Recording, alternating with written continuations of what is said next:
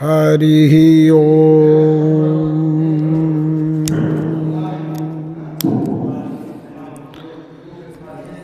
अखण्डमण्डलाकारं व्याप्तं येन चराचरं तत्पदं दर्शितं येन तस्मै श्रीगुरुवे नमः। बोलो परमपिता परमात्मा की जय। बोलो परमपिता परमात्मा की जय। बोलो परमपिता परमात्मा की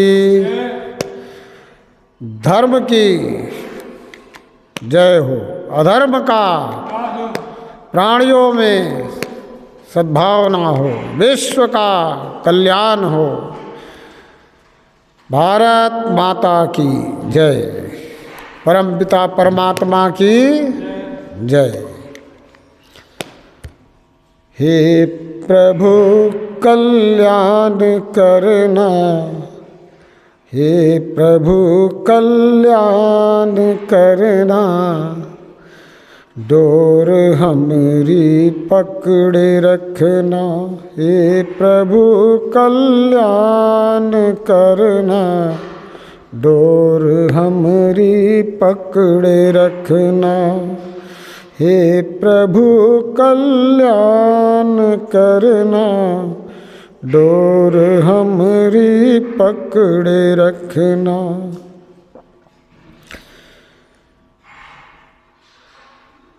परमपिता परमात्मा पार ब्रह्म परमेश्वर, ये अविनाशी सृष्टिकर्ता, सृष्टि का रचयिता,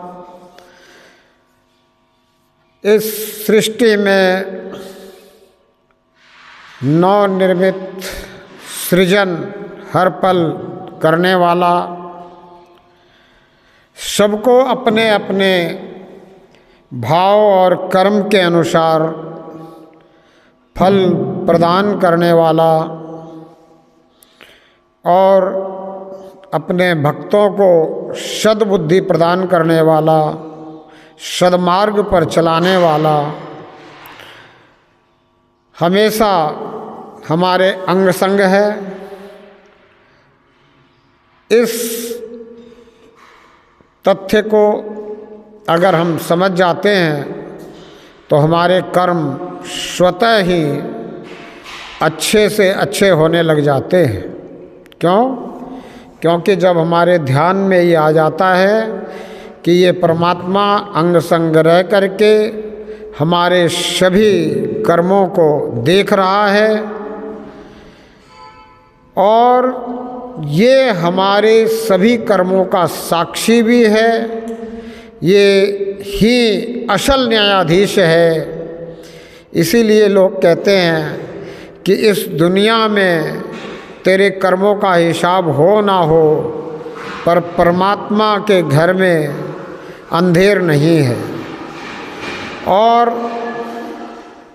सोचने समझने की बात यह है कि जब तक हमें समझ नहीं आती तभी तक परमात्मा दूर, परमात्मा के घर में देर और अंधेर नहीं, ऐसी चर्चाएं चलती है।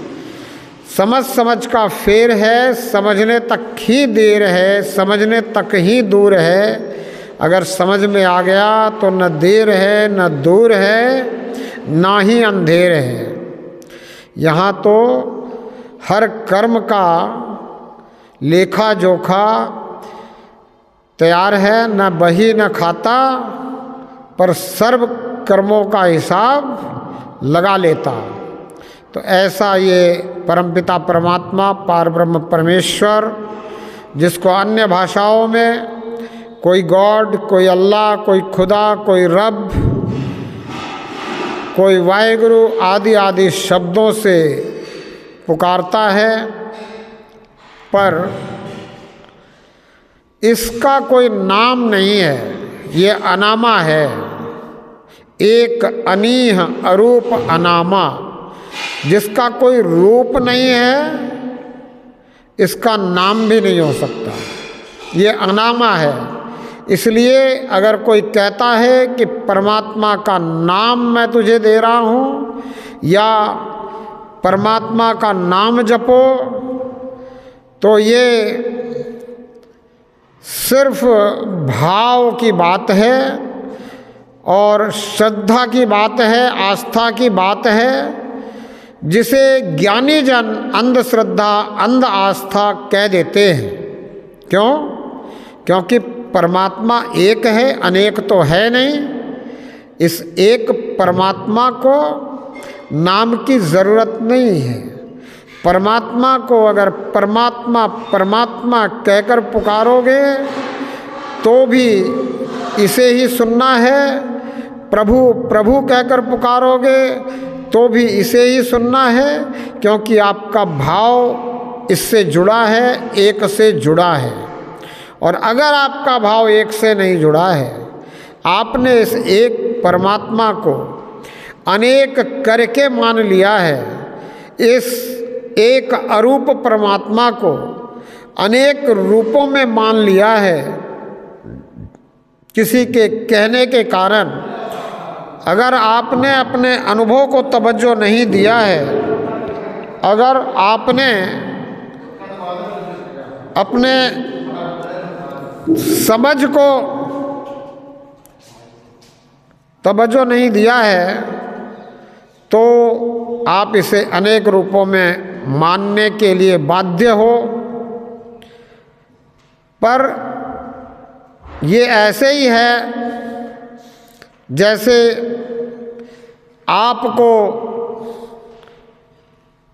अनेक रूपों में कोई अगर माने, वही व्यक्ति आपको चाचा भी कहे, वही व्यक्ति आपको पिता भी कहे, वही व्यक्ति आपको भाई भी कहे, वही व्यक्ति आपको फूफा कहे, मौसा कहे, अनेक शब्दों से आपको पुकारने लग जाए, क्योंकि आप वो सब हो।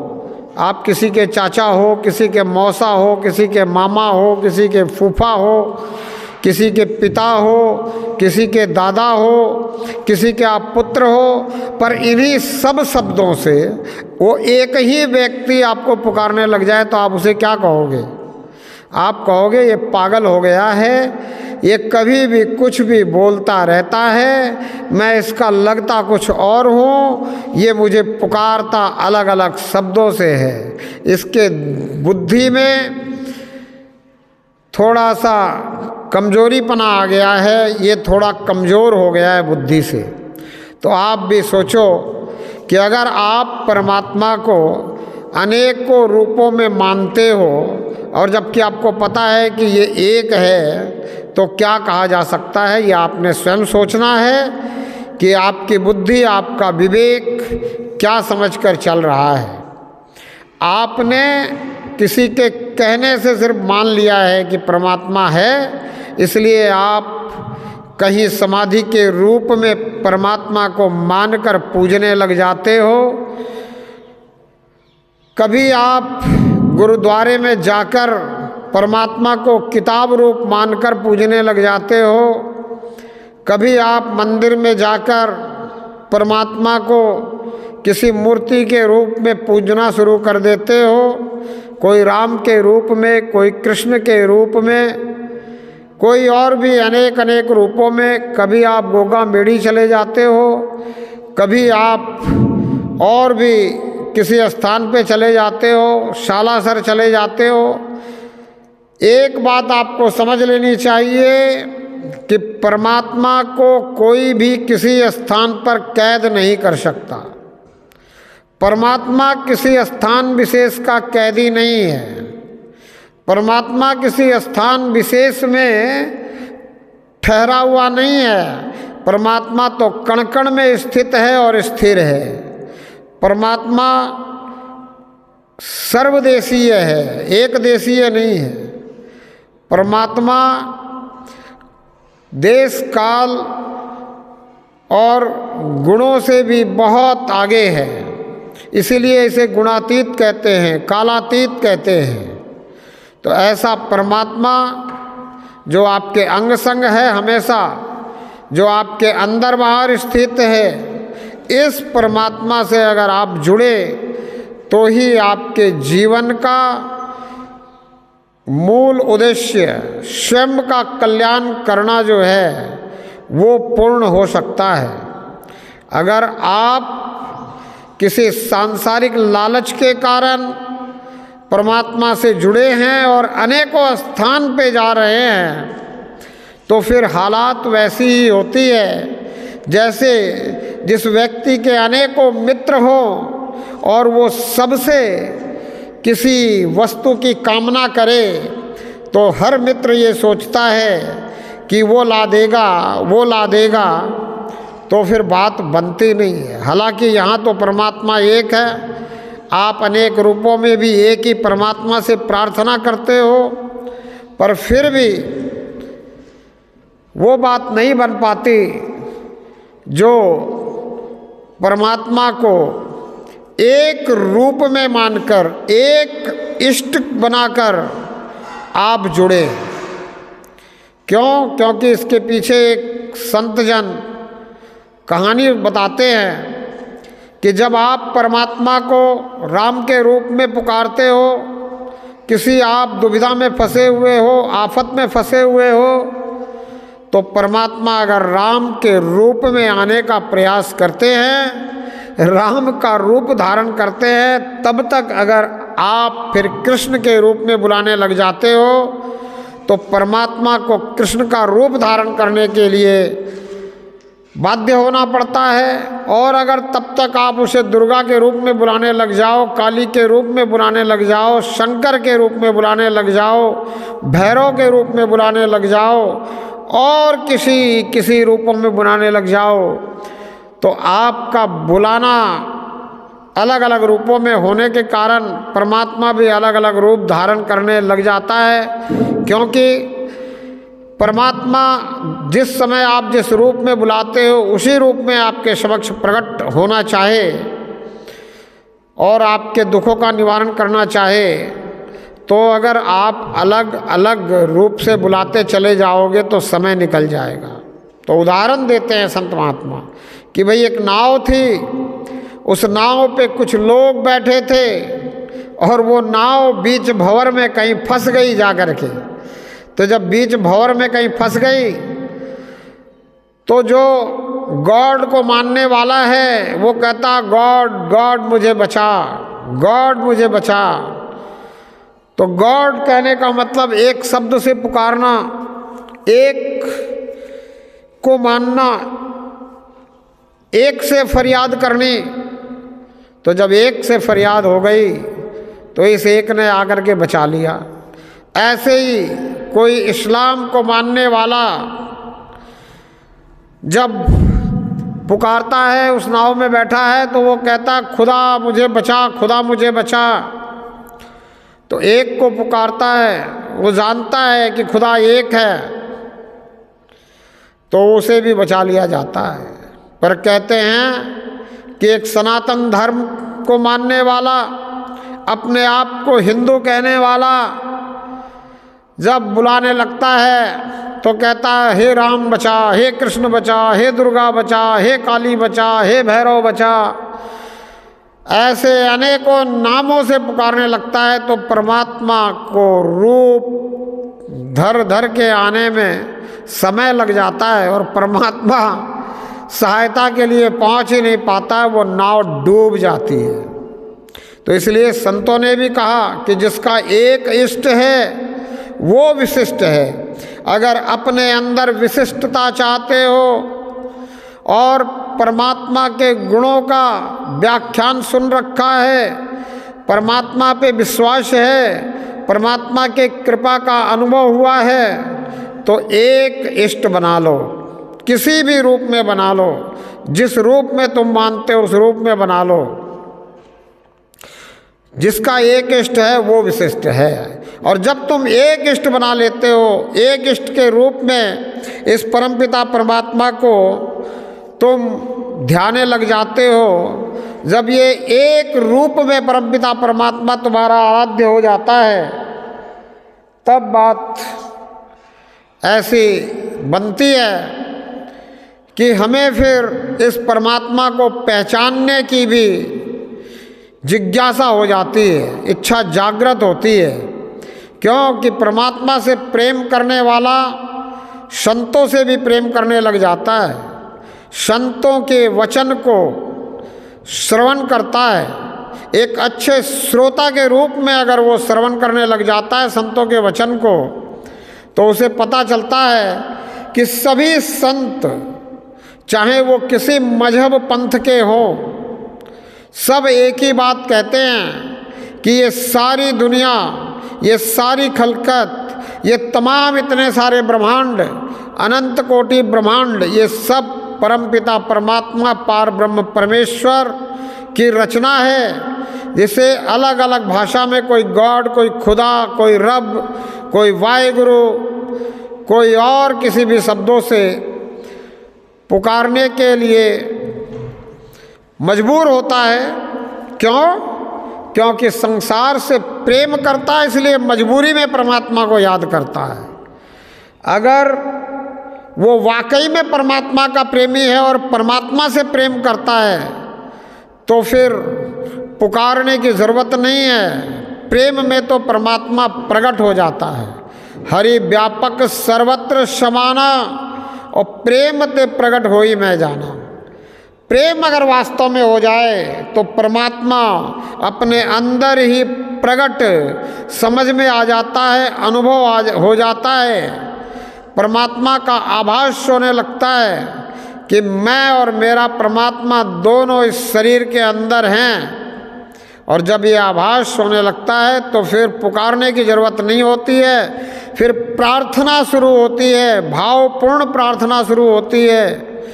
इस भावपूर्ण प्रार्थना में शब्द खो जाते हैं, शब्दों का कोई मायने नहीं रहता, सिर्फ भाव ही रहता है। इसीलिए संत कहते भावेन विद्यते देवा, आपके भाव के कारण ही, भाव से ही परमात्मा आपके अंदर जो विद्यमान है ये आपको समझ में आता है, आपके आभास में आता है, आपके अनुभव में आता है। और एक समय ऐसा आता है कि परमात्मा से प्रेम के कारण परमात्मा भी आपसे प्रेम करने लग जाता है और ऐसे दृष्टि आप आत्मा को प्रदान कर देता है जिसके कारण परमात्मा नज़र आने लग जाता है। और जब नज़र आने लग जाता है तो अंदर बाहर सब जगह एक सा नज़र आता है। तब फिर जिसको नज़र आया, ऐसे संतों ने, ऐसे प्रभु प्रेमी ने, ऐसे भक्तों ने ये कहा कि जिधर देखता हूँ उधर तू ही तू है। जिधर देखता हूँ, चाहे जिधर, आगे पीछे, ऊपर नीचे, दाएं बाएं, दसों दिशाओं में कहीं भी देखता हूँ, सब जगह तू नज़र आता है। और किस तरह का नज़र आता है? तो बोला हू ब हू नज़र आता है। हू ब हू का मतलब है जैसा यहाँ नज़र आता है वैसा ही, जितनी दूर मेरी निगाह जाती है दूर से भी दूर वैसा ही नज़र आता है। और हर बसर में वैसा ही नज़र आता है। बसर चाहे अलग अलग हो, बसर चाहे बच्चे के रूप में हो, बुजुर्ग के रूप में हो, जवान के रूप में हो, पशु के रूप में हो, पक्षी के रूप में हो, जड़ के रूप में हो, चेतन के रूप में हो, अचेतन के रूप में हो, चलने फिरने वाला हो, नहीं चलने फिरने वाला हो, सब में तुम एक जैसा नज़र आता है। कब नज़र आता है? जब प्रेम इस प्रभु परमात्मा से हो जाता है, जब इस शरीर रूपी साधन के विषय में ये समझ में आ जाता है कि ये शरीर मेरा साधन है, मैं शरीर नहीं हूँ, मैं शरीर में हूँ। न मैं आँख हूँ, न मैं कान हूँ, न मैं नाक हूँ, न मैं मुख हूँ, न मैं अपने शरीर की कोई इंद्रियाँ हूँ। ये सब इंद्रियाँ मेरे उपयोग के लिए हैं, ये सब साधन है। न मैं मन हूँ, न बुद्धि हूँ, न चित्त हूँ, न मैं अहंकार हूँ, मैं पंच प्राण भी नहीं हूँ, मैं पंच वायु भी नहीं हूँ। मुझे जो जो कुछ समझ में आ रहा है, जो जो कुछ मैं देख पा रहा हूँ, जहाँ तक मेरी बुद्धि जा पा रही है, ये सब मैं कुछ नहीं हूँ। तो संत कहते हैं कि तू आत्मा है और तुझ आत्मा के कारण ही ये शरीर चेतन है, तेरी चेतनता के कारण ये शरीर चेतन है। इसीलिए जब तू इस शरीर से विदा हो जाता है तो ये शरीर 100 कहलाता है। 100 और शिव में सिर्फ एक मात्रा का अंतर है, वो मात्रा ई की मात्रा है। जब तक इस शरीर में मैं चेतन रहता हूँ तो मैं ही शिव हूँ, ऐसा मान करके अगर जीवन जीता हूँ तो मुझे समझ में आता है कि मैं शरीर नहीं हूँ, मैं इस शरीर से अलग कल्याणकारी सत्ता हूँ। शिव का मतलब क्या है? कल्याणकारी। तो अगर इतनी सी बात मुझे समझ में आ जाए तो फिर मैं इस शरीर में रहते हुए इस संपूर्ण समग्र सृष्टि के लिए कल्याणकारी हो जाता हूँ। फिर मैं इस सृष्टि का उपयोग या उपभोग नहीं चाहता, फिर मैं इस सृष्टि को आनंदित सृष्टि बनाने की तरफ ध्यान देता हूँ। फिर जहाँ भी मुझे लगता है कि सृष्टि को और भी सुंदर और अच्छी बनाए जाने के लिए ऐसा कुछ करने की ज़रूरत है, वो करने लग जाता हूँ। जैसे आज के समय में सभी कहते हैं कि पर्यावरण दूषित हो गया है, तो पर्यावरण को पुनः अच्छा और अच्छा बनाने के लिए पेड़ पौधों का सबसे ज़्यादा रोपण होना चाहिए। तो जिसने अपने आप को शिव मान लिया है, जिसने अपने आप को कल्याणकारी समझ लिया है, वो ज़्यादा से ज़्यादा वृक्षारोपण करे। जहाँ जैसे जगह मिले, जैसा समय मिले, वृक्षों का रोपण करे। पर वृक्षों के रोपण के साथ साथ उनके देखभाल की जिम्मेदारी भी रखे, या देखभाल की जिम्मेदारी किसी न किसी को संभलवा दे। कहीं भी वृक्षारोपण हो तो संभालने की ज़रूरत है। जैसे माताएं अपने बच्चों को संभालती हैं, उस प्रकार से वृक्षों को भी संभालने की ज़रूरत है। अगर कुछ दिन वृक्षों को संभाल दिया जाए तो फिर वो वृक्ष अपने आप संभल जाते हैं। फिर तो उनकी जड़ें अपने आप जल को खोजने के लिए गहराई में डूबती चली जाती हैं। एक संत ने एक बहुत गहरी बात बताई राज की। बोला एक व्यक्ति था, उसने एक पौधा लगाया, उस पौधे की बहुत देखभाल करता था, समय समय पर उसको जल खाद सब कुछ देता था। वो पौधा भी बहुत हरा भरा हुआ, बहुत प्रफुल्लित पौधा था। उसको देख करके सभी का चित्त भी प्रसन्न होता था। पर उसी की तरह एक दूसरा व्यक्ति भी था, उसने भी एक पौधा लगाया और उस पौधे को लगाने के बाद उसे इतना समय नहीं मिल पाता था कि वो उसकी ज़्यादा सेवा कर सके। पर जब भी उसे समय मिलता तो वो उसे जल देता, जब भी उसे समय मिलता तो उसे खाद पानी देता। पर वो पौधा उतना प्रफुल्लित न हो पाया जितना प्रफुल्लित वो दूसरे व्यक्ति का पौधा था, क्योंकि वो समय पे उसे सब कुछ देता था। और सभी उस पौधे को देखकर प्रसन्न तो होते थे और इस पौधे को देखकर कहते थे कि भाई इस पौधे का जो मालिक है इसको ज़्यादा समय नहीं दे पा रहा है। पर हुआ क्या, एक दिन आंधी आई, तूफान आया। उस आंधी और तूफान में जो प्रफुल्लित पौधा था, जो हरा भरा पौधा था, जिसको सब कुछ समय पे मिल जाता था, वो उखड़ गया, उजड़ गया। और जिस पौधे को समय पे चीज़ें नहीं मिलती थी वो न उजड़ा, वो खड़ा रहा। बड़ा आश्चर्य हुआ लोगों को कि भाई जिस पौधे को इतना संभाला गया वो पौधा उजड़ गया, और जिस पौधे को नहीं संभाला गया वो ना उजड़ा इस तूफान में। फिर किसी संत ने समझाया कि इस पौधे को आपने बहुत ज़्यादा सुरक्षित रखा, इसलिए ये अपनी सुरक्षा करना ही भूल गया। इसकी जड़ें पानी को ढूंढने के लिए गहराई तक नहीं गई, ऊपर ही ऊपर पानी मिलता रहता तो जड़ें भी सुस्त हो गई, उनको ज़रूरत ही नहीं पड़ी गहराई तक जाने की। तो गहराई तक न जाने के कारण वो जल्दी उजड़ गया, वो थपेड़े नहीं सह पाया, वो तैयार नहीं था आंधी और तूफान के लिए, उसमें वो गहराई नहीं थी, उसमें वो शक्ति पैदा ही नहीं हो पाई जिससे कि वो अनुचित काल में, जिस काल में विपरीत परिस्थितियां हो उस काल में खड़ा रह सके। इसलिए वो पौधा तूफान में, आंधी में गिर गया और जिसको कम जल और कम खाद मिला वो पौधा जो है अपनी आवश्यकता की पूर्ति के लिए गहरी जड़ें जम गई, उसकी जल के लिए जड़ों ने प्रयास किया और गहराई तक गई, जिसके कारण वो पौधा खड़ा रहा। तो ऐसे ही संत महात्मा कहते हैं कि इस मनुष्य को भी अगर बचपन से सब कुछ आराम से मिल जाता है तो वो विपरीत परिस्थितियों में बड़ा परेशान होता है, बड़ा दुखी होता है।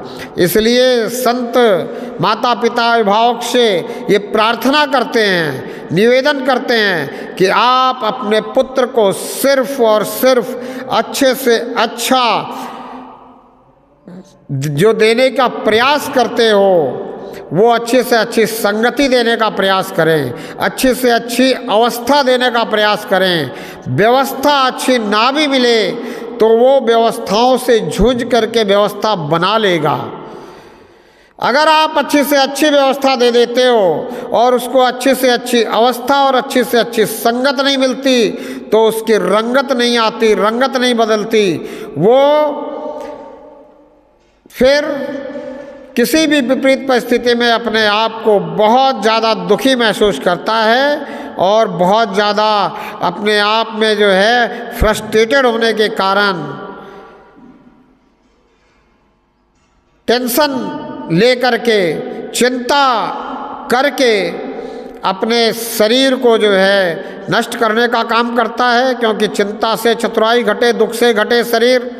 पर जो अभिभावक पुत्र को आवश्यकता से कम देते हैं वो अपनी आवश्यकता की पूर्ति के लिए विचार मग्न रहता है, फिर वो बहुत सारी जानकारियाँ इस दुनिया से इकट्ठी कर लेता है जिससे कि आगामी जीवन काल में वो अपने जीवन की सारी आवश्यकताओं की पूर्ति कर पाए और वो विपरीत परिस्थिति में भी चिंता का शिकार नहीं होता, वो विपरीत परिस्थिति में भी चिंतन मनन और मंत्रणा करके अपनी परिस्थिति को सुधारने का प्रयास करता है। ऐसा संतों ने जो हमें बताया, जीवन जीने के ये बहुत सारे तरीके बताए, शरीर को स्वस्थ रखने के लिए हजारों नियम बताए, एक स्वस्थ शरीर के लिए हजारों नियम, एक स्वास्थ्य के लिए हजारों नियामत। उनमें से भी हमें बहुत सारे नियमों का पालन अपने जीवन में करना चाहिए जिससे कि स्वास्थ्य उत्तम रहे। स्वस्थ शरीर में ही, स्वस्थ तन में ही स्वस्थ मन का निवास होता है। और अगर हमारा स्वास्थ्य अच्छा हो तो हम सुखी रहते हैं, क्योंकि प्रथम सुख क्या है? निरोगी काया। इस काया को निरोगी रखने के लिए अगर माता पिता शुरू से प्रयास में रहे तो फिर अपने बच्चों को भी प्रयास में लगा देते हैं।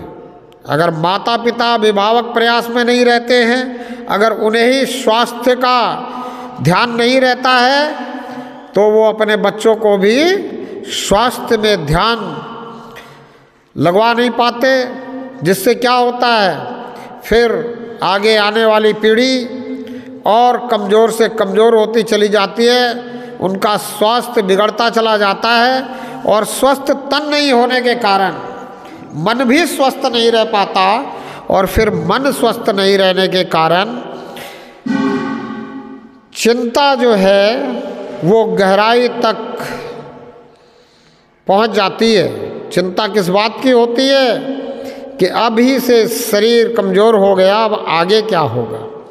तो इसलिए संत निवेदन करते हैं हमेशा कि माता पिता अपने बच्चों के सामने पति पत्नी बनकर ना रहें, अभिभावक बनकर रहें, जिस समय से संतान प्राप्ति हो जाती है उस समय से अपने आप को माता पिता ही समझें और अपनी संतान को समझाने के लिए, अपनी संतान को सही दिशा देने के लिए, अपनी संतान का सही स्वास्थ्य, सही विलक्षण बुद्धि बनाने के लिए, अपने संतान को विवेकशील चारित्रिक बनाने के लिए, अपने संतान के अंदर नैतिकता भरने के लिए माता पिता दोनों को मिल करके आपस में बहुत गहराई से विचार करके संतान के पालन पोषण पर ध्यान देना चाहिए। ये सब बातें संत इसलिए बताते हैं कि ये जो हमारा शरीर है ये स्वस्थ होगा, मन प्रसन्न होगा, तभी हम जो हमारे जीवन का मूल उद्देश्य है इसकी तरफ बढ़ पाएंगे, इसकी तरफ हम अपने आप को बढ़ा पाएंगे। हम ये सोच पाएंगे कि संत जो बात कहते हैं कि सकल पदार्थ है जगमाही, कर्महीन नर पावत नाही, तो ये जो सकल पदार्थ है ये अगर इस शरीर रूपी साधन के लिए हमें पाना है तो इसके लिए हमें कर्म करना होगा। और अगर स्वास्थ्य स्वस्थ होगा तभी आप कोई कर्म ऐसा कर पाओगे जिससे इस शरीर रूपी साधन के लिए बहुत सारे संसाधन जुटा सको। और अगर मन प्रसन्न होगा तभी आप स्वयं के लिए विचार कर पाओगे कि मैं इस शरीर में क्या हूँ, मैं इस शरीर में कहाँ हूँ, मैं इस शरीर में कहाँ से आया, मेरा पदार्पण कहाँ से हुआ, किस कारण मुझे इस शरीर में डाला गया, मुझे इस शरीर में आने के पश्चात जो मेरा मेन कार्य है वो क्या करना चाहिए। क्यों संत महात्मा कहते हैं कि अगर तुम सिर्फ इस शरीर की रक्षा और सुरक्षा में लगे रहे, सिर्फ इस शरीर को खिलाने पिलाने ओढ़ाने और इस शरीर के रखने के लिए घर बनाने में लगे रहे, और अगर सिर्फ तुम इनके साथ में संतान प्राप्ति करके अपने संतानों की रक्षा और सुरक्षा में लगे रहे तो तुम पशु समान ही हो। क्यों? क्योंकि ये सब कार्य तो पशु भी करते हैं, कोई भी इनमें से ऐसा कार्य नहीं है जो पशु नहीं करता। आपने अगर ध्यान दिया हो, आपके आसपास एक पशु रहता है जिसे हम वफादार कहते हैं, जिसको हम कुत्ता शब्द से इंगित करते हैं। इस कुत्ते रूपी जानवर को अगर आप ध्यान से देखो तो अगर आपने इसको ज़्यादा रोटी दे दी, इसका पेट भर गया, तो वो उसी समय नहीं खाता, वो भी उसे ले जा करके कहीं ना कहीं रखना चाहता है कल के लिए। तो अगर आप भी कल के लिए चिंतित हो और कल के लिए प्रयासरत हो, कल के लिए आप कुछ कर रहे हो, आप भी भविष्य के बारे में कुछ सोच रहे हो, तो उसके वो भी आप पशु से ज़्यादा कुछ नहीं कर रहे। और अगर सिर्फ आज के लिए सोच रहे हो तो भी पशु से ज़्यादा कुछ नहीं कर रहे। पशु आज के लिए भी सोचता है, पशु भी अपने रहने के लिए जगह बनाता है, शेर तक अपने रहने के लिए मांद बनाता है, चिड़िया अपने रहने के लिए घोंसला बनाती है, चूहा अपने रहने के लिए बिल बनाता है। तो अगर आप भी अपने शरीर को सही रखने के लिए घर बना रहे हो, बड़े बड़े भवन बना रहे हो, महल बना रहे हो, अटारियाँ बना रहे हो, अगर आप बड़े बड़े बिल्डिंगों में फ्लैट बना रहे हो या फिर बंगला बना रहे हो या फार्म हाउस बना रहे हो, तो भी पशु से ज़्यादा कुछ नहीं कर रहे हो। क्योंकि अपने शरीर की हिफाजत के लिए पशु भी कोई ना कोई जगह बनाता है। और अगर आप इस शरीर को बहुत अच्छा खिला रहे हो, बहुत पौष्टिक खिला रहे हो, बहुत सोच समझ कर इस शरीर को खिला रहे हो। आप ये एक एक चीज़ ऐसे समझ के खा रहे हो कि मेरा शरीर बिल्कुल भी खराब नहीं होना चाहिए, मेरा खान पान बिल्कुल अच्छा होना चाहिए ताकि शरीर स्वस्थ रहे। तो ये काम तो आप जानते हो कि पशु भी करते हैं। उसके लिए फिर वही आपका वफादार, आपके आसपास रहने वाला एक पशु जिसे आप कुत्ता कहकर इंगित करते हो, इस कुत्ते को ही देख लो, वो भी वो वस्तु नहीं खाता जो उसको खराब करेगी, और अगर खा भी ले तो उसे उसकी दवाई का खुद पता है कि मुझे जो है अगर कोई चीज़ अपच कर गई है तो उसको वापस बाहर निकालने के लिए मुझे घास खा लेना चाहिए, जिससे उल्टी हो जाएगी और वो अपच हुआ पदार्थ बाहर निकल जाएगा, जिससे मेरा शरीर स्वस्थ रहेगा, जिससे मैं रोग मुक्त रहूँगा। तो अगर इन्हीं सब कामों में हम लगे हुए हैं तो ये काम पशुता से कोई ज़्यादा ऊपर नहीं है, और हम इन्हीं को ज्ञान समझ रहे हैं। इतनी बड़ी विडंबना है कि हम इन्हीं को ज्ञान समझ रहे हैं। शरीर को स्वस्थ रखने की समझ आ गई, अच्छा पौष्टिक भोजन लेने की समझ आ गई, अच्छी तरह से रहने की समझ आ गई, अच्छा मकान बनाने की समझ आ गई, ज़्यादा धन कैसे कमाया जाए ये युक्ति मिल गई, तो हम इसी को ज्ञान समझ रहे हैं। जबकि ये ज्ञान नहीं है, ये सिर्फ दूसरों से मिली हुई जानकारियां हैं, जिसको हम इन्फॉर्मेशन कहते हैं। हम हो जाते हैं इन्फॉर्मेटिव, पर अपने आप को समझते हैं नॉलेजेबल, हम ज्ञानी समझते हैं अपने आप को। जबकि ये सब काम तो पशु पक्षी भी करते हैं। बैया जैसे इंजीनियर हो नहीं सकती। किसने इसको इतनी बढ़िया इंजीनियरिंग की शिक्षा दी? जिसने इतना बढ़िया घोंसला बनाया, जिसकी मिसाल जो है हर साधु संतों को, हर मुल्ला मौलवियों को, हर फादर को, हर पाठी को, हर भक्त को देनी पड़ती है। तो जिसने इस बैया को इंजीनियर बनाया है, ये बहुत बड़ा कारीगर है। ये संपूर्ण सृष्टि का रचयिता, सृष्टिकर्ता, रचनहार।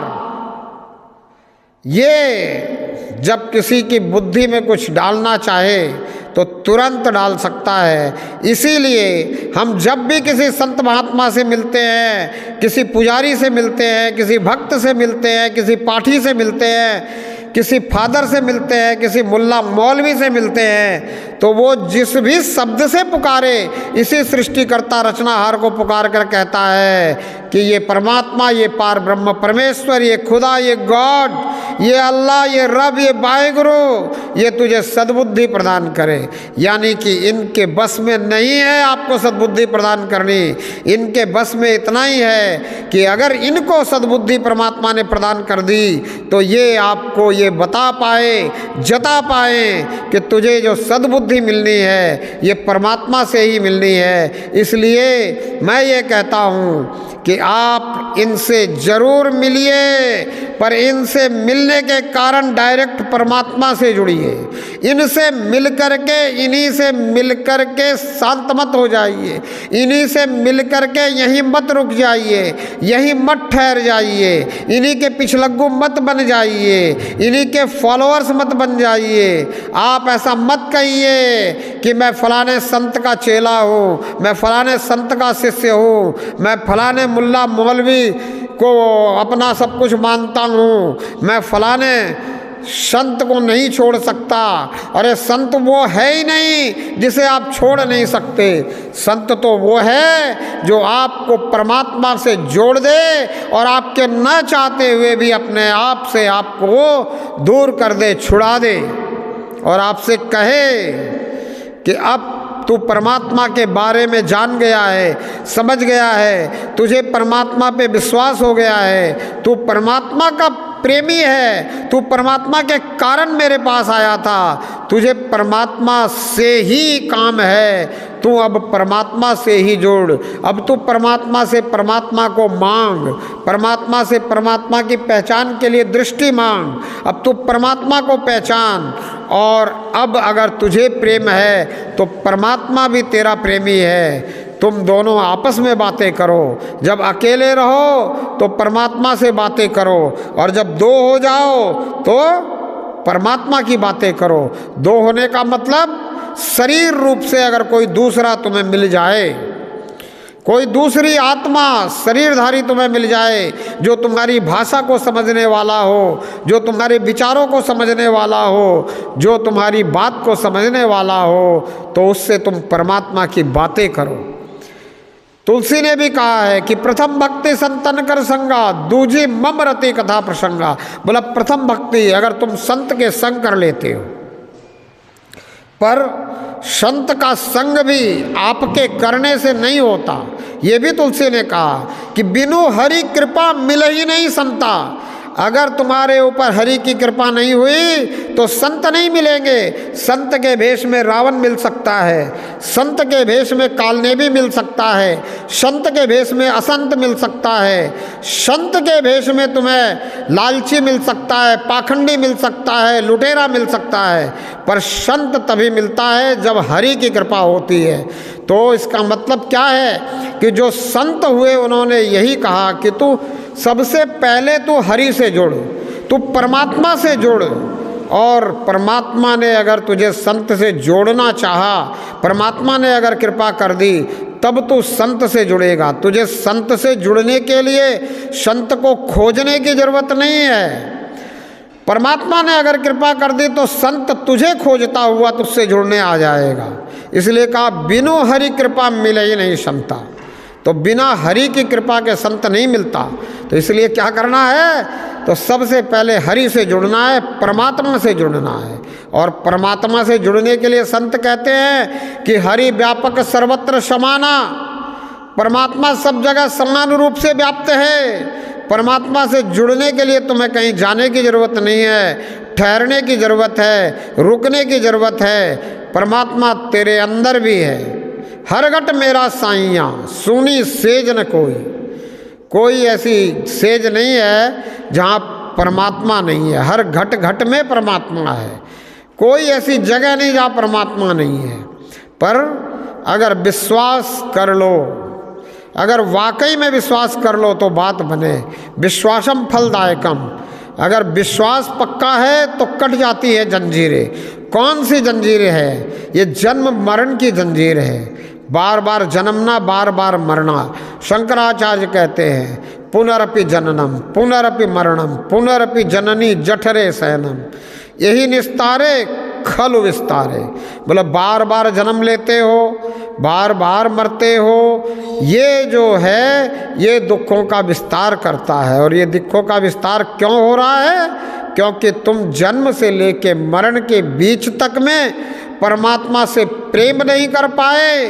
परमात्मा को बहुत पूजते रहे, बहुत परमात्मा के लिए सब कुछ करते रहे, पर वो किस लिए किया?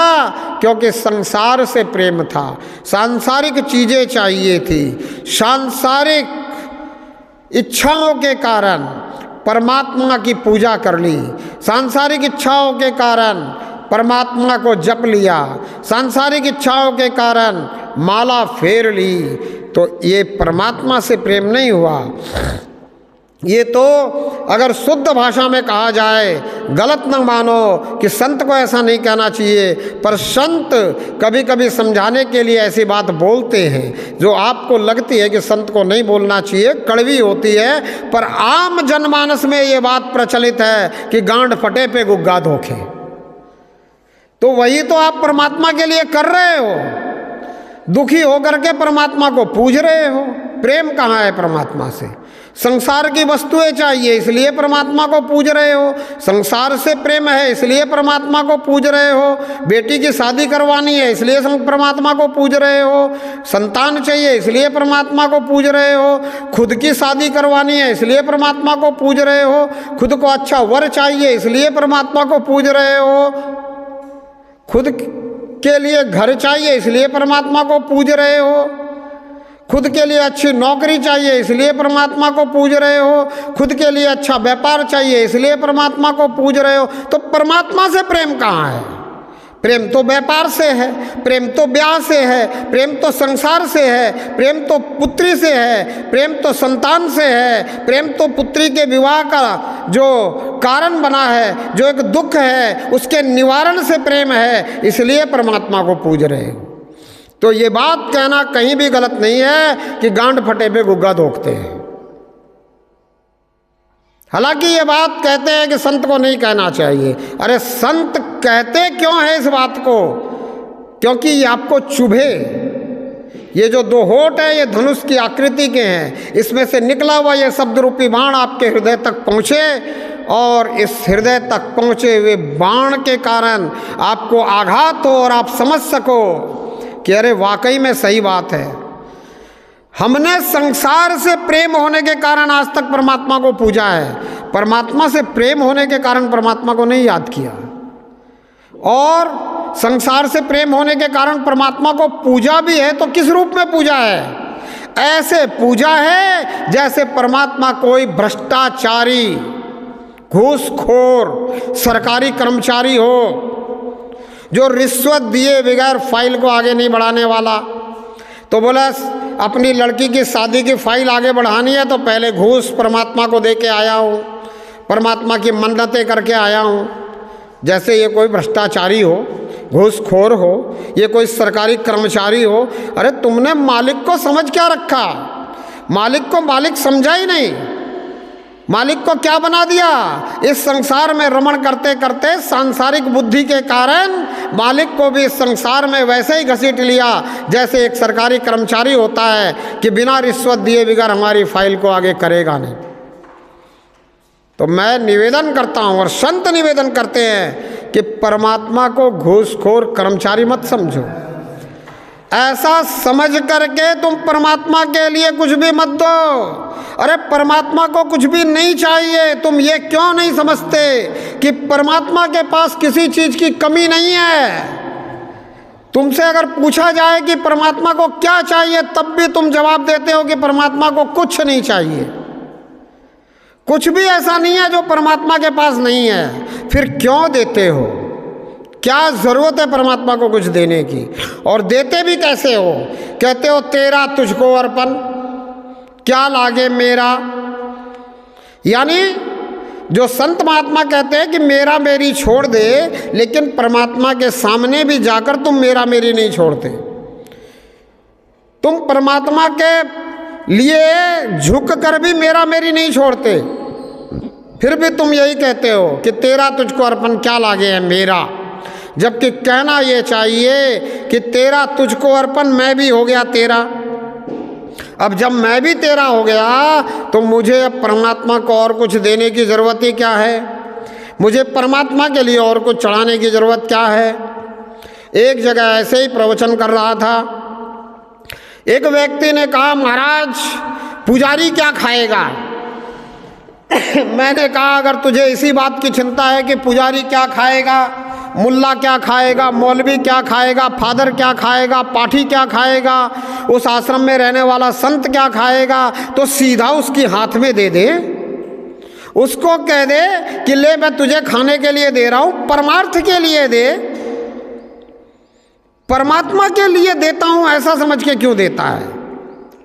और वो भी परमात्मा के लिए ऐसा समझ के देता है कि मेरा ये काम कर देगा इसलिए दे रहा हूँ। यानी कि कोई रिश्वतखोर कर्मचारी है कि रिश्वत दूंगा तभी फाइल आगे करेगा। अरे मालिक है ये। आप अगर एक फैक्ट्री में काम करते हो, उस फैक्ट्री के मजदूर हो और मालिक से कुछ काम करवाना है तो सिर्फ हाथ जोड़ करके निवेदन करते हो, उस मालिक को भी कुछ नहीं देते। वो तो एक सिर्फ फैक्ट्री का मालिक है। और ये जगत पिता परमात्मा संपूर्ण जगत का मालिक है, जगत नियंता है, जगत का सृष्टि करता है, अनंत कोटि ब्रह्मांड का रचयिता है। इसको क्या देने की जरूरत है? क्यों देने की जरूरत है? सोचो जरा, विचार करो। इसको देने की जरूरत नहीं है। जिसको जरूरत है देने की उसको दो, परमार्थ के नाम पे दो। ये देना परमार्थ के लिए होना चाहिए, परमात्मा के लिए नहीं। परमात्मा ना ही तुम्हारा कोई बधुआ मजदूर है कि तुम परमात्मा से कहते हो मेरा ये काम हो जाएगा तो मैं तुम्हें ये चढ़ाऊंगा, मैं तुम्हें ये दूंगा, जबकि तुम जानते हो कि परमात्मा को लेना कुछ नहीं है, परमात्मा को चाहिए कुछ नहीं, परमात्मा के पास कमी किसी चीज़ की नहीं। तो भाई कुछ भी अगर परमात्मा से तुम्हें करवाना भी है तो सिर्फ हाथ जोड़कर प्रार्थना करो। इसमें लेन देन की बात कहाँ आ गई? इसमें लेन देन करने की क्या ज़रूरत है? लेना देना तो काम करवाने के बाद में कर्मचारी से होता है, मजदूर से होता है। हम अपने पिता से कोई काम करवाते तो भी लेने देने की बात नहीं करते कि पिताजी आप मेरा ये काम कर दो तो मैं आपको इतना दूंगा। अरे ये तो जगत पिता है, थोड़ा समझो, विचार करो, सोचो, चिंतन करो, मनन करो। आपको क्या समझाया गया, कैसे समझाया गया, क्यों समझाया गया, इस पर विचार करो। जब तक विचार नहीं करोगे तब तक बात नहीं बनेगी। बिना विचारे जो करे सो पाछे पछताए, काम बिगाड़े आपनो जग में हो धसाए। बिना विचारे जो भी करता है वो अपना काम बिगाड़ता ही है। इसलिए विचार कर करो, सोचो, विचारो, चिंतन करो। परमात्मा ने बुद्धि दी है, विवेक दिया है, चित्त दिया है चिंतन करने के लिए। अगर हम इसका सदुपयोग नहीं करें, हम सिर्फ लालच में ही पड़े रहे तो बहुत ही गड़बड़ है। लालच के अंधे को सही गलत का पता नहीं चलता है। इसलिए लालच में अंधे मत बनो, लालची मत बनो। हमेशा से संतों ने कहा है कि लालच बुरी बला है और सांसारिक लालच तो बहुत बड़ी बुरी बला है।